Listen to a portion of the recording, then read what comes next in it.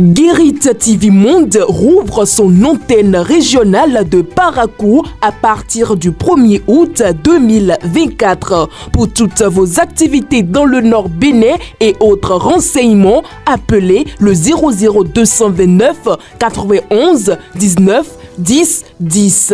Guérit TV Monde, le leader des Web TV.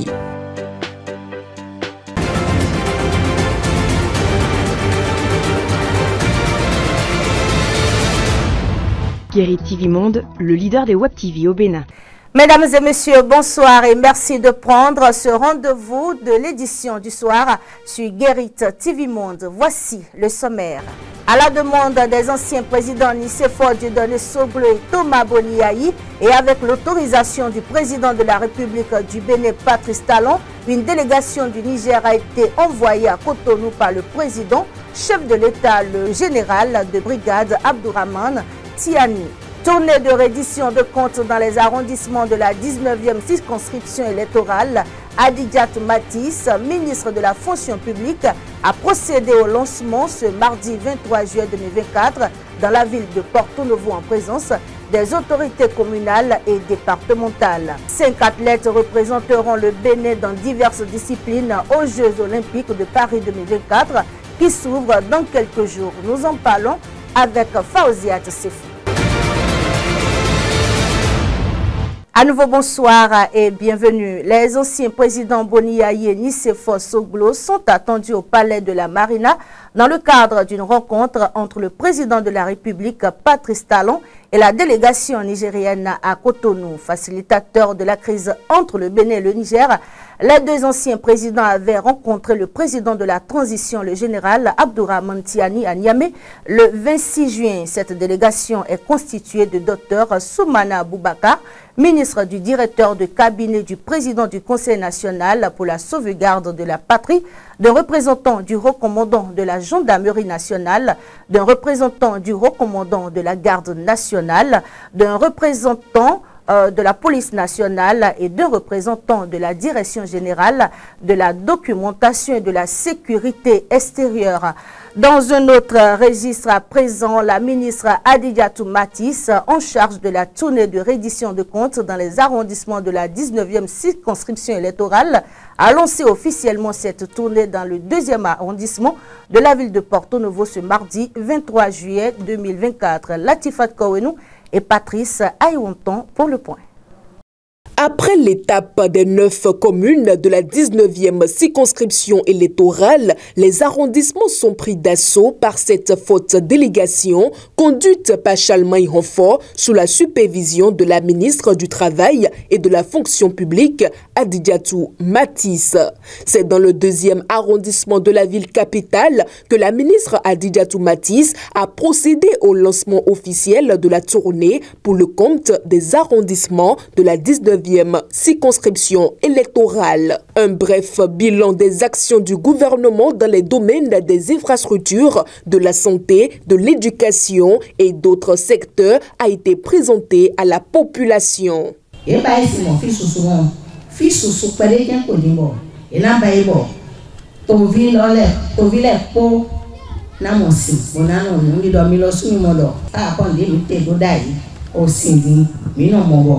Et ponté au ayoré balai et macando et sous et mais bon toi mon mais nous mais le couteau mais pas couteau et ça aux petit Paris ni mi a bomé mi Parakou mi Mananville Kandiwea mi Dassa mi Bembere que filet po wa so bon doto oui et tout biba des soirs bâtis.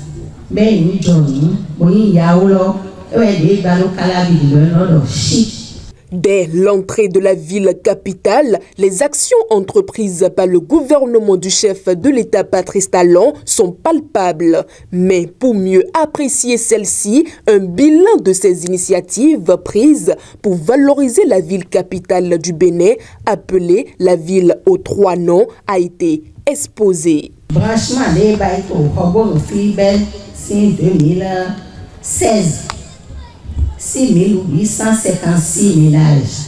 D'autres sous yebe azowa daho de le mo daho de le yebe afi échographe chaîne yebe wa to daho to fi de mi ma kan mo alon kan di bo ile ko no ya so me a ho société to doté bo bi non sile et non soit on est quoi là bon ça là il y a le transfert monétaire en bon nos filles 1182 filles CM1 et CM2 du primaire 6e en terminale ont bénéficié donc de cet accompagnement en bon nos filles à Libiba et Bayali la rocade et les voies connexes bitumées et Bayi à limite on est nami et surtout Ali Semepodi Porto Novo, il y a du bail en jour de voix.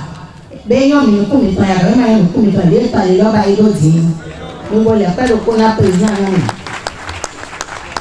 cette rencontre est une occasion pour la ministre Adidiatou Matisse d'annoncer une bonne nouvelle aux femmes du marché.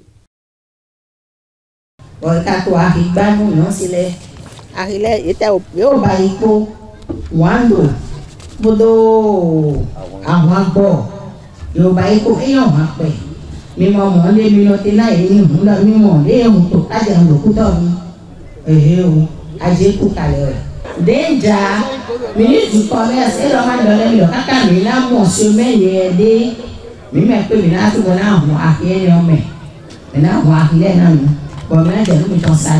Le maire Chalmaignan Koti a remercié le gouvernement et a levé un coin de voile sur la couverture des cantines scolaires de la ville, exprimant son désir d'en avoir davantage.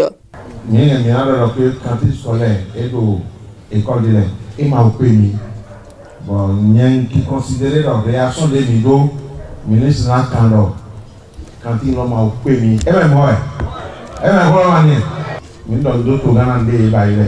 Malgré ces réalisations et les nombreuses actions entreprises pour le bien-être des habitants, il reste encore beaucoup à faire, d'où la formulation de ces doléances. Social learning voilà. Bon, à côté les podi. Mais moi Lio, à moins de pour notre deuxième arrondissement, il y a des très gros va bien beaucoup quand même. De Hobon Mado Université. Hobon Mado Université. La ministre Adidiatou Matisse, superviseur de la dite tournée dans la 19e circonscription électorale, a rassuré l'assistance que les doléances seront portées à la connaissance du chef de l'État, Patrice Talon.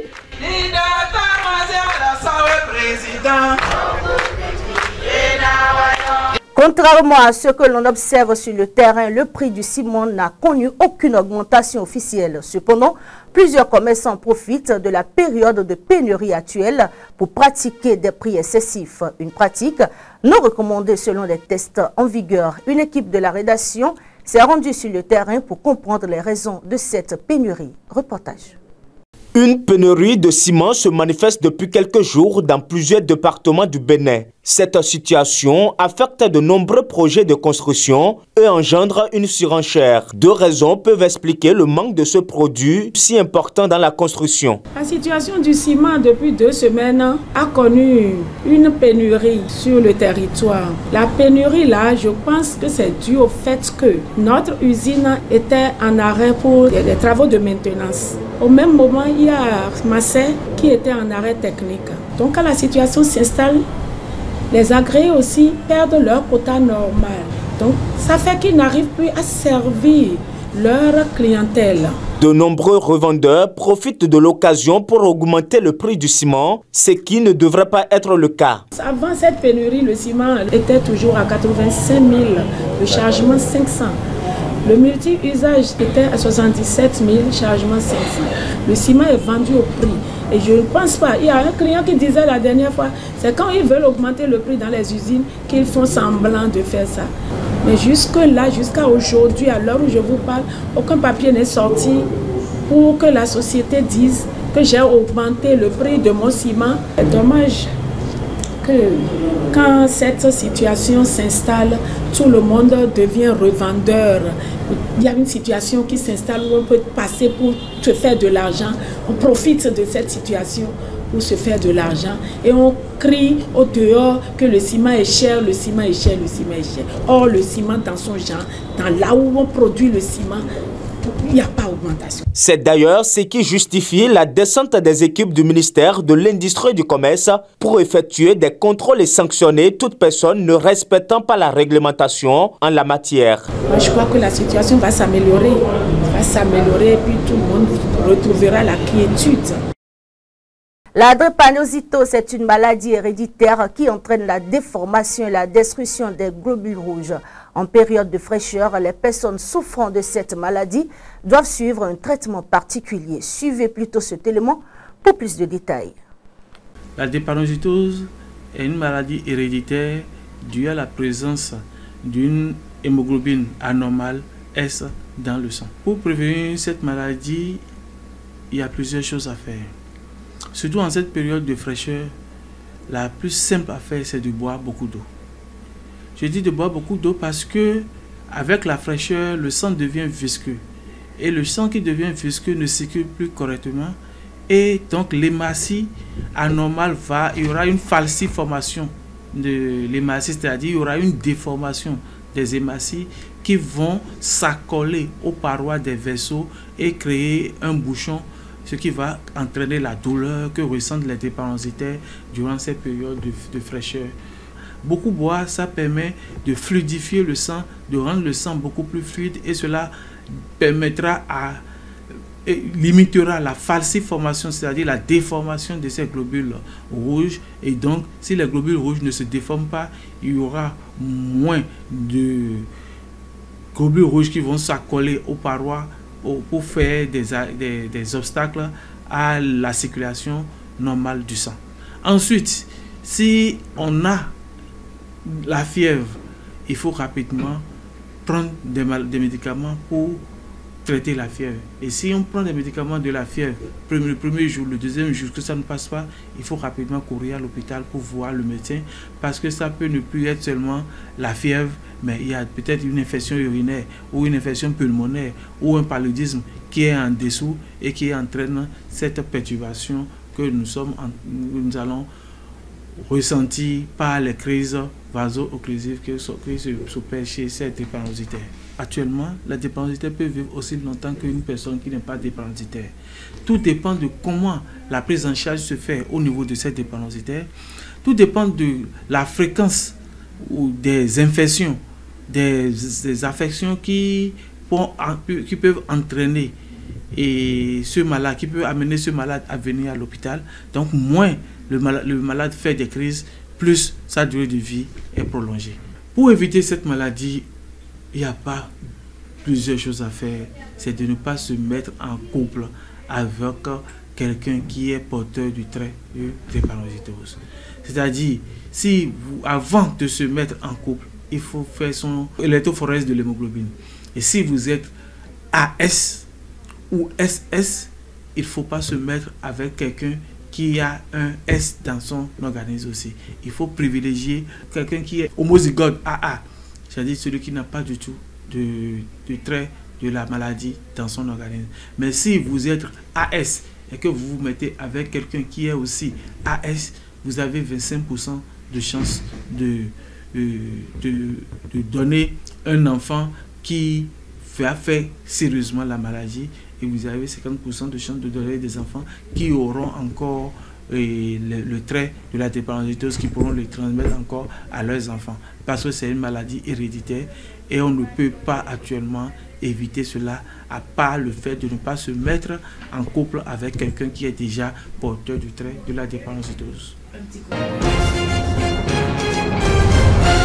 En interactualité, nous nous rendons au Kenya pour dire que le chef de l'État a nommé 4 opposants de Raila Ondiga au ministère des Finances, de l'Énergie, des Mines et des petites et moyennes entreprises. L'objectif du gouvernement à travers ces nominations est d'apaiser la contestation qui secoue le pays depuis plus de mois. Est-ce la solution adéquate? Latifat Kouenou. Ces 4 personnalités, toutes membres du mouvement démocratique Orange, ODM, le parti de l'opposant historique Raila Odinga, sont John Mbadi, James Opio Wandayi, Hassan Ali Joho et Wycliffe Oparanya. Ils figurent parmi une liste de 10 noms annoncés mercredi par le chef de l'État et venant s'ajouter à 10 autres déjà soumis au Parlement pour approbation. La nomination de ces 4 proches de Raila Odinga vient fissurer la coalition d'opposition Azimio, dont l'un des leaders, Mousyoka Kalonzo, avait annoncé vendredi qu'elle ne participerait ni ne soutiendrait le gouvernement élargi voulu par le président. Précisons que le 11 juillet dernier, le chef de l'État avait limogé le gouvernement à l'exception du ministre des Affaires étrangères, Moussaïlia Moudawadi, en réponse au puissant mouvement de contestation déclenché par le projet de budget 2024-2025 instaurant de nouvelles taxes qu'il a finalement retirées. Cette mobilisation lancée hors de tout cadre politique par des représentants de la jeunesse avait viré au chaos le 25 juin lorsque des manifestants avaient brièvement pris d'assaut le Parlement. La police avait alors tiré à balles réelles. Depuis le début des manifestations, au moins 50 personnes ont été tuées selon la Commission nationale des droits humains du Kenya. La moitié des 20 ministres nommés depuis vendredi figuraient dans le précédent gouvernement. Malgré l'annonce du retrait du projet de budget et la composition d'un nouveau gouvernement, des centaines de manifestants continuent de se rassembler chaque semaine pour demander le départ du président. Le projet de budget a catalysé un mécontentement latent contre le chef de l'État élu en août 2022 sur la promesse de défendre les plus modestes, mais qui a depuis accru la pression fiscale sur la population.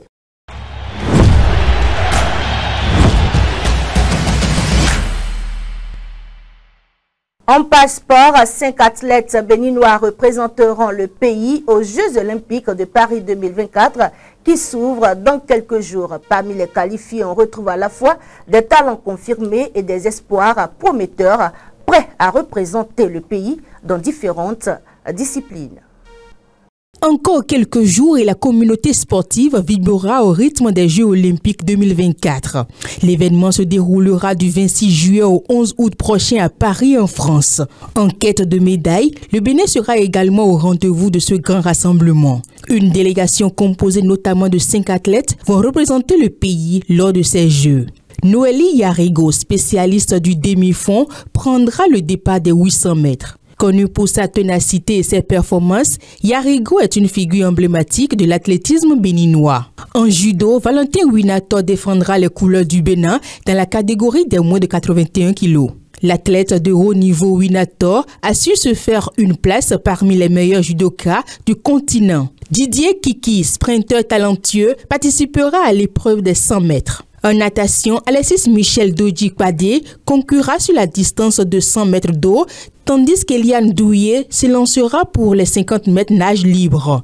Ces 2 nageurs représentent l'avenir de la natation béninoise. Il est à noter que Noélie Yarigo et Valentin Winator ont réussi à se qualifier directement grâce à leur performance exceptionnelle lors des compétitions pré-olympiques. Leur détermination et leur talent ont permis de décrocher le billet pour Paris 2024. Didier Kiki, Alexis Michel Doji-Kpadé et Eliane Douillet ont été sélectionnés selon le principe de l'universalité, un mécanisme permettant à chaque pays de participer aux Jeux olympiques, même avec un nombre limité d'athlètes. Cette approche garantit une représentativité équitable et donne aux jeunes talents l'opportunité de se mesurer aux meilleurs mondiaux. La participation de ces athlètes aux Jeux Olympiques de Paris 2024 est un enjeu national pour le Bénin.